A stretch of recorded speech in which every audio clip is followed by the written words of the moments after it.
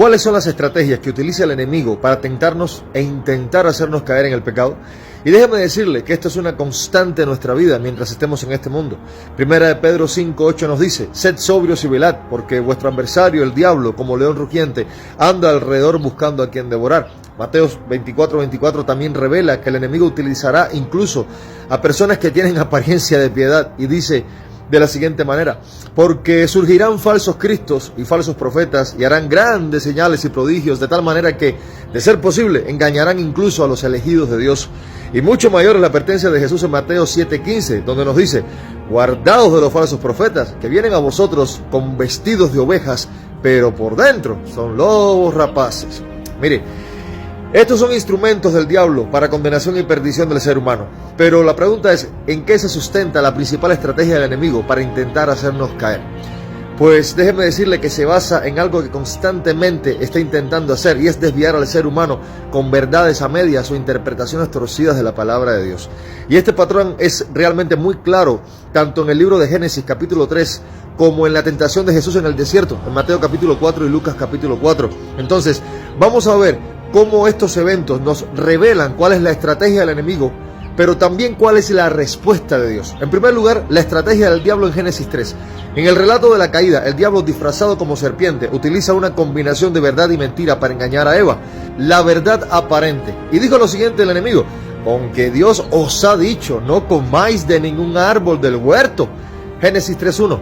Satanás tergiversa el mandamiento de Dios, sembrando duda y desconfianza en Eva. Y aunque Dios les permitió comer de todos los árboles excepto de uno, Génesis 2:16-17, el diablo está distorsionando aquí ese límite razonable que establece Dios. En segundo lugar, la mentira directa. Dijo lo siguiente: no moriréis, sino que sabe Dios que el día que comáis de él serán abiertos vuestros ojos y seréis como Dios, sabiendo el bien y el mal. Génesis 3, 4 y 5. Entonces, aquí el diablo apela al orgullo y al deseo de autonomía, prometiendo algo que parece beneficioso, pero que lleva a la muerte espiritual y física. Entonces, la clave de su engaño fue presentar una verdad parcial que parecía lógica y atractiva, pero que desafiaba la autoridad y el carácter de Dios. En segundo lugar, la estrategia del diablo en la tentación de Cristo en el desierto. Mire, Satanás también intentó manipular la palabra de Dios para tentar a Jesús en el desierto. La primera tentación fue convertir piedras en pan, Mateo 4:3. Satanás apela a una necesidad física legítima, que es el hambre, pero Jesús responde con la palabra. Escrito está: no solo de pan vivirá el hombre, sino de toda palabra que sale de la boca de Dios, Mateo 4:4, citando Deuteronomio 8:3. Segunda tentación: tentar a Dios al arrojarse del templo, Mateo 4, 5 al 7.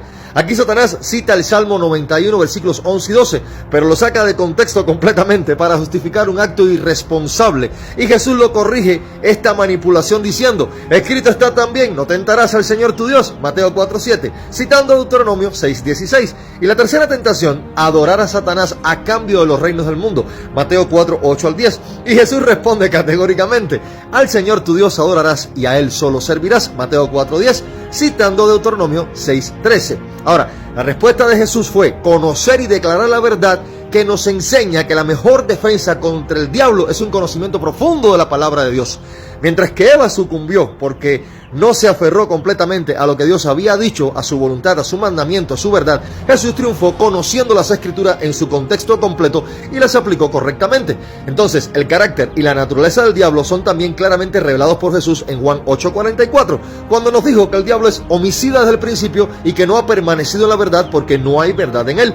Cuando habla mentira, de suyo habla porque es mentiroso y padre de mentira, y que además todo el que tenga este mismo sentir no es de Dios, mis amados, sino un hijo del diablo, en el que moran estos mismos deseos de hacer el mal y de andar en la mentira.